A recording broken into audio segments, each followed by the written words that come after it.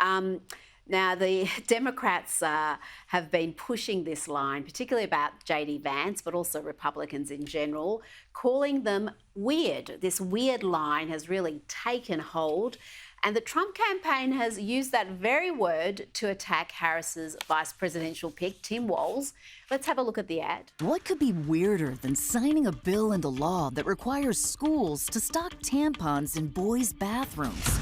Or weirder than signing legislation allowing minors to receive sex change operations? Try electing the man who signed those bills, Vice President of the United States. Enter Chief Weirdo Tim Walz. As governor of Minnesota, Walz supported legislation that endangers minors, hurts women, and puts radical ideology ahead of common sense. Now Kamala wants Walz to enforce those laws on a national scale. Tim Walz, too weird, too radical. Too weird, too radical, Chief Weirdo. They've taken that word and run with it.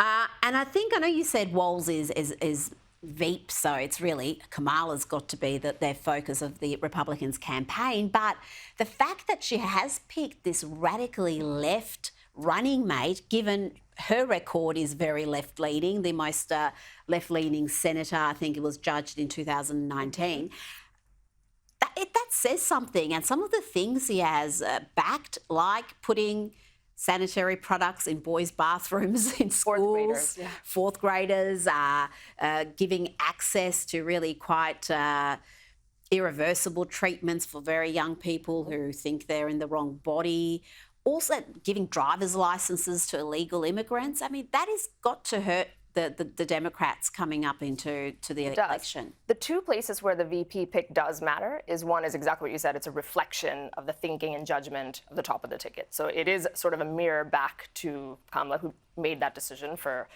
various reasons, reportedly. And then the other cardinal rule they say with the VP is whoever you pick, the upside historically doesn't show that they necessarily help carry a particular state or a geography, but the downside does. So it has to be someone who does no harm to your ticket. Yeah. There's a lot there, to your point, where his positions on record, because he's a sitting governor and he was a sitting congressman before that, are very much to the left of the center of gravity of the country. It really is.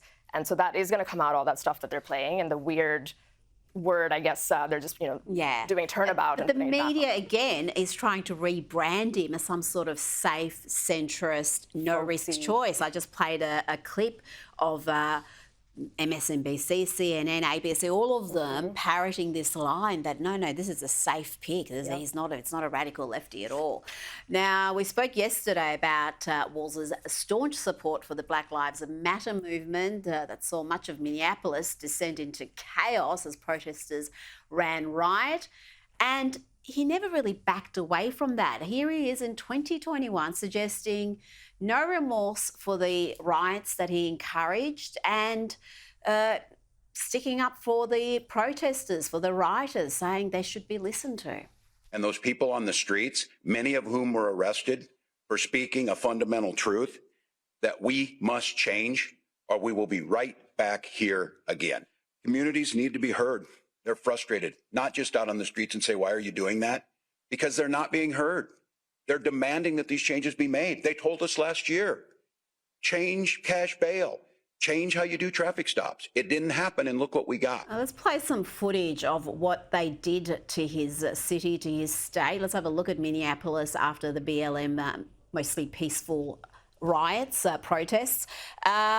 That he can't condemn that he says they should be listened to, and it's our fault for not listening last year. I think that tells you precisely where he stands. I think it's going to come back to haunt him, and by extension her, in the ticket, because the mood of the country is very different and it's changed. It is much more pro-law and order right now. This isn't going to age well. No, not at all. Kosha Gada, thank you so much for your time tonight.